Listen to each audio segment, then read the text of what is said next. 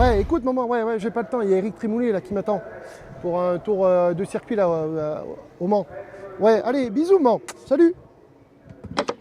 Bon, ben vous l'aurez compris, Eric Trémoulet nous embarque dans sa voiture pour découvrir le circuit Bugatti du Mans.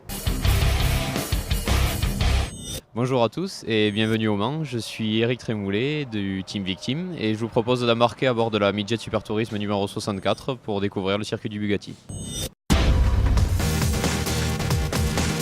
Et c'est parti pour un tour du circuit du Bugatti.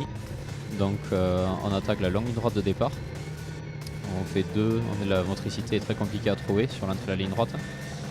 Donc on arrive en 5ème vitesse, on arrive à plus de 200 km/h sur le droite de la courbe de la Dunlop. Un virage très rapide qui passe à plus de 200 à l'heure sur le sec. Là sous la pluie on va te passer en 4ème ou 5ème vitesse à plus de 150 km/h.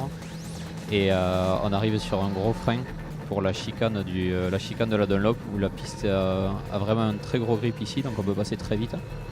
On ressort, on monte les rapports 3-4 et on arrive sur un long droite.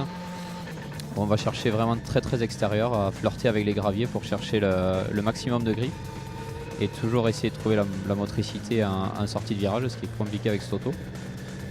3ème, 4ème vitesse, on arrive sur le virage du musée où pareil que le gauche d'avant ou le droite d'avant, on va chercher très extérieur en dehors presque de la ligne de course et on fait tout l'extérieur pour toujours trouver le maximum de grip. On redescend vers le virage du gavrage vert où on arrive sur un premier virage qui est vraiment dénué d'adhérence, où on est vraiment sur des œufs. On passe en 3ème vitesse. Il faut être vraiment très léger sur la remise de gaz parce qu'il n'y a vraiment pas du tout de grip. On enchaîne sur une longue ligne droite où on va arriver à près de 200 km/h encore une fois. Et en 5ème vitesse sur le S du chemin au bœuf, un virage très rapide sur le sec, mais sous la pluie, pareil que précédemment, il n'y a vraiment pas beaucoup d'adhérence, il est très compliqué. Donc en tracé extérieur, on essaye de revenir et de reprendre la corde pour le droite, tout en gardant un filet de gaz à la sortie pour ne pas échapper à la voiture. On arrive ensuite dans l'enchaînement des S bleus, où on va chercher bien extérieur pour toujours pareil, aller chercher l'adhérence maximale. Et on revient après pour la fin des S bleus, toujours pareil à l'extérieur sous la pluie. Les trajectoires sont vraiment assez atypiques sur ce circuit. Et enfin le dernier virage, le double droite qui conditionne la ligne droite de départ, qui n'y a vraiment pas d'adhérence, on est encore une fois sur des œufs, c'est très difficile de trouver la motricité, on le voit sur les images.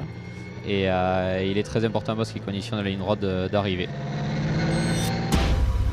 Bon, le blanc c'est salissant. Là, je suis trop gros. Bon, le temps que je trouve une freine qui me plaise, on vous propose le résumé des courses du championnat de France.